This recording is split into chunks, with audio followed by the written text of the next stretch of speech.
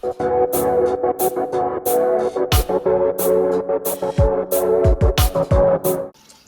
everyone. My name is Gerard Blue from the Forum for Youth Investment, and I'm excited to kick off this event with you all to discuss the future of racial justice organizing with the 1 year anniversary of the George Floyd protest. I would like to ask each of you all to answer a two-part question here. So I'm going to start with the first one, and if we have time, we can go over some reflections. So the first one is to tell me your name, and who you're affiliated with, and what was the first racial justice organization you joined. So, Sixto, I'll start with you.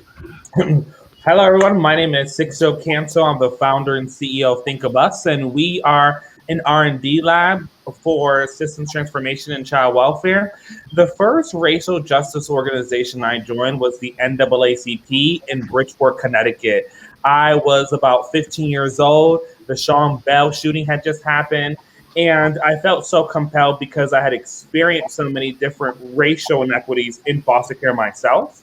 And so at that point, I wanted to join something that said, how do we really start to address the issue? And so got involved, became state treasurer, became a local treasurer of the local chapter also.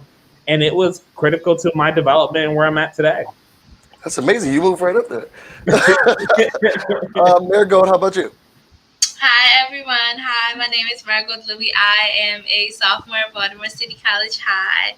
I am a youth activist with Somos. So Somos was the first. Somos is the very first organization that I joined when it came to being an activist. Somos stands for Students Organizing a Multicultural and Open Society. We basically tackle injustices in Baltimore and the nation through solidarity. So when I first joined Somos, I was like 14, 13. I'm 16 now. I was 14 going in my freshman year. I'm 16 now. And it's been great. Like we've been working. We were featured in the New York Times for the Digital Divide. We won the battle with Comcast. So it's been a cool year. 15 set the bar high. Let's see what 16 does. Oh, yeah. I'm excited for your 16. What about you, Jonathan? Hello, everyone. Pleasure to be here with you all. My name is Jonathan Likes. I'm the founder and executive director of Liberation House and also the program and partnership director for Gen Forward Survey and Black Youth Project. Um, I've been organizing since I was 15 years old out of East Cleveland, Ohio, with an organization called Ohio Youth Voices. My first campaign was getting the minimum wage raised in Ohio when it was at the minimum, the federal minimum back then, which was $5.15. So we have come a long way since then. But I feel like I really became a radical Black youth organizer when I co-founded an organization with a lot of my comrades around the country called BYP 100. BYP 100 is a membership-based organization of Black youth between the ages of 18 and 35, doing direct action organizing, transformative leadership development, advocacy, and education for Black freedom everywhere. So excited to be here and excited to have this discussion with everyone. That's awesome. So it's been a year, the 1 year anniversary of George Floyd protest. What are your reflections during this time, and how can we keep up the momentum? And Marigold, I'll start with you. What are your reflections? Hey. Yes, why not? Hey. So it has been a year. So I remember when first the situation was going around. I mean the situation impacted a lot of people. Honestly, don't you know how they just like when a situation happens with police officers, it just take like a week and these people blow it over. But no, these people made it a big deal, and I'm proud. I'm glad that these people made it a big deal. I mean, I haven't seen the changes I want to see, but like at least the story was told because I know it's numerous African American people of color that were killed by police officers, and these police officers just went scot-free. So it's been a long year. When the protests and stuff, when the protests first started happening, I was honestly glad. I'm sorry. It seems like yeah, I was glad to see the protests happening, because even though there were riots and stuff of the sorts, like I was glad because there was action. There was something being moved. There was something being changed in the system. Like there was something being pushed for. So I was glad to see that. So reflecting back on the year, it has been a long year, and they've had a year to do. It's been quick. It's been a year already, y'all. They've had a year to change stuff, and honestly, they haven't changed much. But I'm glad that the story was told, that his story was told, that justice, they tried to get justice for him. So can't say the same for Miss Taylor, but you know, when some people some. Still, we move and we have a lot of work to do. Jonathan, how about you? Yeah, I have so many reflections from last year to this year as someone who spent a lot of time kind of steeped in movement work throughout last summer. A couple reflections I'll start with. One, um, the reflection of needing to take care of ourselves as Black organizers. I have seen a lot of burnout throughout the movement, a lot of exhaustion. So, a message of healing and a message of self care is the number one reflection I have from last year. Two, I think that one, I just still am in awe and reflect on how amazing and beautiful it is that we did that. Like we launched the largest uprising ever in American history.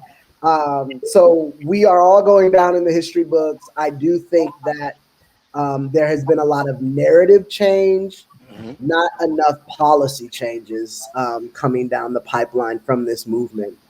So I will say, like the big push from last summer, as most folks know, was to defund the police. So, like the bare minimum was just getting folks to say Black Lives Matter, but now that's become corporatized. Like Starbucks is saying Black Lives Matter, Yeah. Yeah, Walmart is saying Black Lives Matter. yeah, Right. So I think it's important, mayors, right, in DC where I used to live, Muriel Bowser posted like Black Lives Matter down in the block and created Black Lives Matter Plaza in front of the White House. It's important that folks understand that this is our values and they agree with our values, but that is not our demand for the movement. Our demand last summer was to defund the police, was to divest from institutions that are harming our lives and stripping away our humanity, and take that money and invest in systems and opportunities that will edify us and lift us up. So, I have a lot more to say about defund. thank I could talk for a long time, y'all, but I've been passionate about that. We I are on do a think, time. We are on a time crunch. But I yeah, do want to introduce the lovely Wanakama. Do you want to tell us who you are, where you're from, and what organization you're affiliated with, and what was the first racial justice organization that you joined? Okay. I'm Monica Mawami. I work with the City of Atlanta as a legislative assistant. Um, I believe the first racial justice organization I became a part of was the NAACP. And, they're very visible. I think it's pretty easy to join. And in undergrad and college, I was the political action chair. So what I wanted to do around that time was focus a lot on voter registration. I just really felt like, and I still do feel like, that's a big, especially being from Georgia. I'm not sure where you all are from, but we see that in the last governor race, the it really came down to voter registration. A lot of them were being purged, and a big thing was a lot of people not being aware that they were purged. Yeah. If I am an active voter or I'm probably missed the last election, whether it be local or presidential, I'm not thinking that my voter registration is no longer active. So that besides getting people registered, we're also helping to um, check people's status. Amen. I'm going to come back to you with a second question, but Sixto, can you tell us what are your reflections on the 1 year anniversary of George Floyd protest, sorry, and how we can keep the momentum going? Yeah, so the thing that comes immediately to mind for me is some of the numbers, right? So we know that the 50 largest cities have reduced their police budgets by 5%. one state has repealed its a Bill of Rights for police officers. 6 states have turned around and started to enact new laws around policing.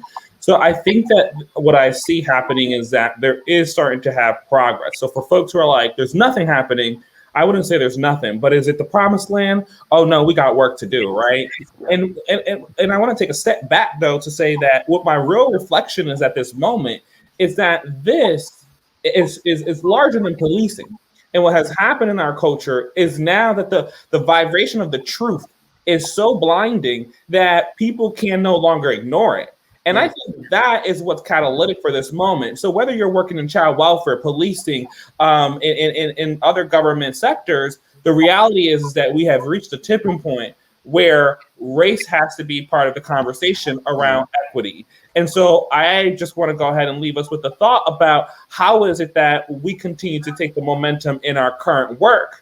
So even if you're not working on the work stream of policing, that you're saying, okay, how am I centering the lived experience of those folks who are of color, who every day are experiencing inequities because of the way that the system and our society has decided to organize ourselves? Yes. If there's anything about Sixto, he's going to give you some numbers, and I appreciated that. I think one of my reflections the most, as a member of the LGBTQIA community, was the amount of, in the midst of all of the protests, those fighting for Black trans lives, and the importance of uplifting that, and putting a microscope on that. And in the Black community, it's not often that we hear those things during our marches and during our movement. And it empowered me, and it made me very excited. I know it's something that's really small, but it was something that I will never ever forget, in how many people really cared about it. Neil Wakama, we'll let you end us out and telling us what are your reflections from the 1 year anniversary, and how can we keep the momentum going? Yes. So earlier, Jonathan was speaking to how Black Lives Matter is being used by a lot of corporate organizations. Although it can be viewed as performative, I still think that the visibility is making a difference. Just like Sixto mentioned, it's definitely making a difference, and I think that a lot of companies and local municipalities are having to consider it in their policies. They know that they'll get pushback if it's something that kind of goes against the Black Lives Matter movement, or movements for racial justice in general. I would like to see more police reform, if you will, decreases in budgets across the nation. And in my city in particular, I don't think we have done that enough. But I do think that there has been a moment of progress since that's happened, although it's definitely not where it needs to be. I definitely agree. I want to thank you all for being a part of this panel. I think that there are definitely, I want to make sure that I get from you, Jonathan, I'm not sure if I heard it, how we can keep this momentum going. Yeah, absolutely. To me, you keep the momentum going through the cultural work.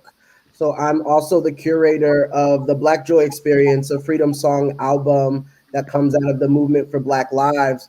We have to make sure that we're not always talking about models that are about harm and deficit and Black people hurting and damaged. We're perpetuating this idea of damage imagery all the time, when in reality, the Black community that I know and the organizing community that I know is one of happiness, joy, one that's centered in a radical imagining of really what our futures and what liberation will look like in the future. So to me, keep the momentum going. We got to hit the streets and make sure we're doing that with song, with art, with music, and most importantly, with the Black radical tradition that conjures up a radical joy for all of us. Definitely. I'm with that. Marigold, I know that you said that there were some things that you definitely wished were going to be either approved or pushed or changed. What are some of those things that you're really hoping for in year 16 for you as we move and keep this momentum going? I mean, defunding the police is definitely a big thing. These people always, it's like it always comes back to it, but they always just like find a way to like, how do we say it? Like they find a way Justify to it. divert that, they find a way to divert the attention from the actual problem, like the actual thing they need to do. They find a lot of ways to divert like the community's attention from the actual things that they need to do and then just push it to another thing. So in the summer, for instance, when like I remember Jonathan was like, yeah, we wanted people to say Black Lives Matter and like say like, yeah, Black lives do matter. Like we don't have to ask people to say Black Lives Matter because it do matter. So instead of going to defund the police, all you see is these big companies. They just change the attention from defunding the police to Black Lives Matter. Slogans was just saying Black Lives Matter, even though the real problem, we are Black Lives Matter have been. This country has a whole like 100 years of racism. We've been through Black Lives Matter. The problem was that they had to defund the police because the police officers were killing these people. Like if we know it was a Black Lives Matter thing, we get it. But like it was a defund. It was more of a defund the police action. So I hear you. I hear you. Right Six- now, yeah, like I feel like right now, if there's one thing that I think is like, our country was built on its infrastructure. Slaves literally were the key to building the infrastructure of the colonies. And then at every single industrial revolution, you name it, it's always been people of color. It's always been folks who are Black who have been part of the key of making sure that this country leaped forward. It's always been at our expense. And so now with this infrastructure bill, now with these plans on the Hill, my question becomes, how is it that we could all do our jobs and our part to influence that so that people of color are actually at the forefront of being able to be part of this and contribute to the actual co-design of the plans that are being made. And I'll put one random thing on your thought. When it comes down to policing and communities of color, what we know is that in places like LA County, 40% of the child abuse reports are coming from coming from the police. And when we look at child welfare, 52% of all Black families will experience a child abuse report. 10% of all Black children will experience being removed from their home, their biological home, and being placed in a foster care home. And so when we talk about what are these ripple effects and issues, I hear defunding the police, but I want to make sure we also take that money, start reinvesting so that we break up these cycles. yes, let's not forget reinvesting because definitely there's a lot of things that this country could reinvest in. We're talking the education system here. Shade, yes, very much the education. Yeah. Yes, I think you all have given us a lot of things to leave with. We're hoping that you all put some comments in the chat. Let us know. Keep the conversation going. I want to thank everyone who joined this panel.